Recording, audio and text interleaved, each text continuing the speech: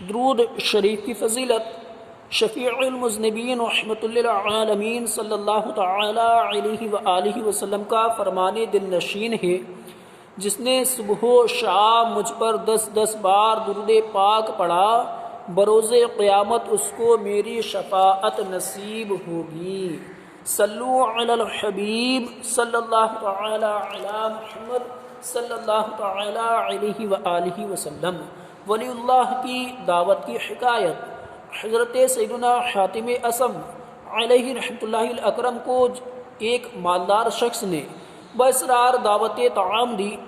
فرمایا، میری یہ 3 شرطیں مانو تو آؤں گا۔ نمبر 1، میں جہاں چاہوں گا بیٹھوں گا۔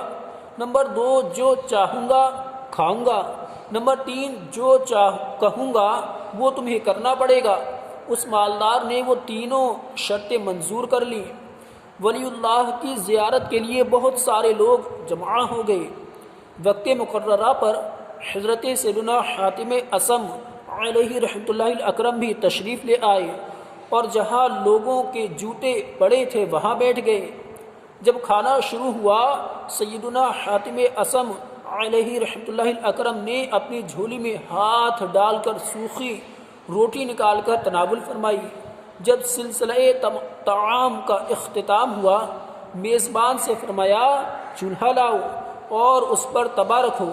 حکم کی تعمیل ہوئی۔ جب آگ کی تپش سے توا سرخ انگارہ بن گیا تو آپ رحمۃ اللہ تعالی علیہ اس پر ننگے پاؤں کھڑے ہو گئے اور فرمایا، میں نے آج کے کھانے میں سوکھی روٹی کھائی ہے۔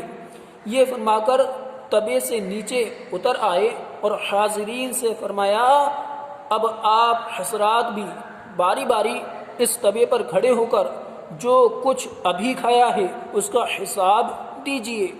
یہ سن کر لوگوں کی چیخیں نکل گئیں۔ بیک زبان بول اٹھے، یا سیدی، ہم میں اس کی طاقت نہیں۔ کہاں یہ گرم گرم توا اور کہاں ہمارے نرم نرم قدم، ہم تو گنہگار دنیا دار لوگ ہیں۔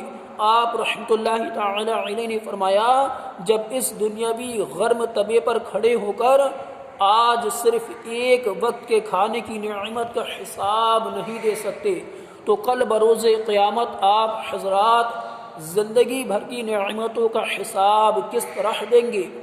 پھر آپ رحمۃ اللہ تعالی علیہ نے پارہ 30 سورۃ التکاثر کی آخری آیت کی تلاوت فرمائی۔ اعوذ باللہ من الشیطان الرجیم، بسم اللہ الرحمن الرحیم، ثم لتسألن یومئذ عن النعیم۔ ترجمہ کنز ایمان، پھر بے شک ضرور اس دن تم سے نعمتوں سے پرشش ہوگی۔ یہ رکت انگیز ارشاد سن کر لوگ دہاڑے مار کر رونے اور گناہوں سے توبہ توبہ پکارنے لگے۔ اللہ عز و جل کی ان پر رحمت ہو اور ان کے صدقے ہماری بے حساب مغفرت ہو۔ آمین بجاہ النبی الامین صلی اللہ تعالی علیہ وآلہ وسلم۔ صلو علی الحبیب صلی اللہ تعالی علی محمد صلی اللہ تعالی علیہ وآلہ وسلم۔ صدقہ پیارے کی حیا کا کہ نہ لے مجھ سے حساب، صدقہ پیارے کی حیا کا نہ لے مجھ سے حساب، بخش دے بے پوچھے لجائے کو لجانا کیا ہے۔ پیارے پیارے اسلامی بھائیوں، ہم خواہ روئیں یا ہنسیں، جاگیں یا غفلت کی نیند سوتے رہیں، قیامت کا امتحان برحق ہے۔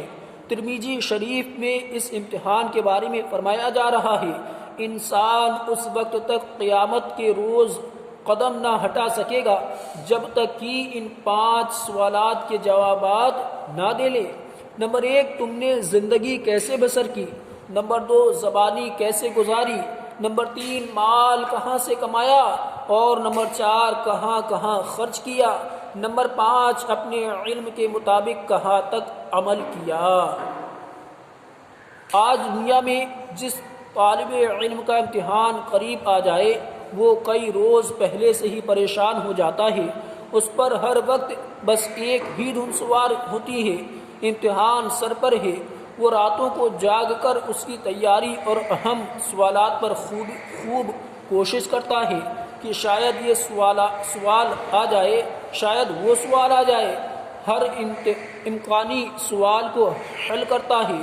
حالانکہ دنیا کا امتحان بہت آسان ہے، اس میں دھاندلی ہو سکتی ہے، رشوت بھی چل سکتی ہے، جبکہ اس کا حاصل فقط اتنا کہ کامیاب ہونے والے کو 1 سال کی ترقی مل جاتی ہے، جبکہ فیل ہونے والے کو جیل میں نہیں ڈالا جاتا۔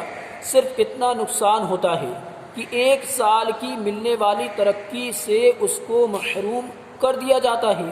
دیکھیے تو صحیح، اس دنیاوی امتحان کی تیاری کے لیے انسان کتنی بھاگ دوڑ کرتا ہے، حتیٰ کہ نیند کشا گولیاں کھا کر ساری رات جاگ کر اس امتحان کی تیاری کرتا ہے، مگر افسوس اس قیامت کے امتحان کے لیے آج مسلمان کی کوشش نہ ہونے کے برابر ہے، جس کا نتیجہ کامیاب ہونے کی صورت میں جنت کی نہ ختم ہونے والی ابدی راحتیں اور فیل ہونے کی صورت میں دوزخ کی ہولناک سزائیں۔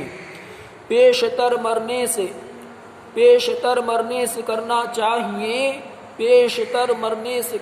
چاہیے موت کا سامان، آخر موت ہے۔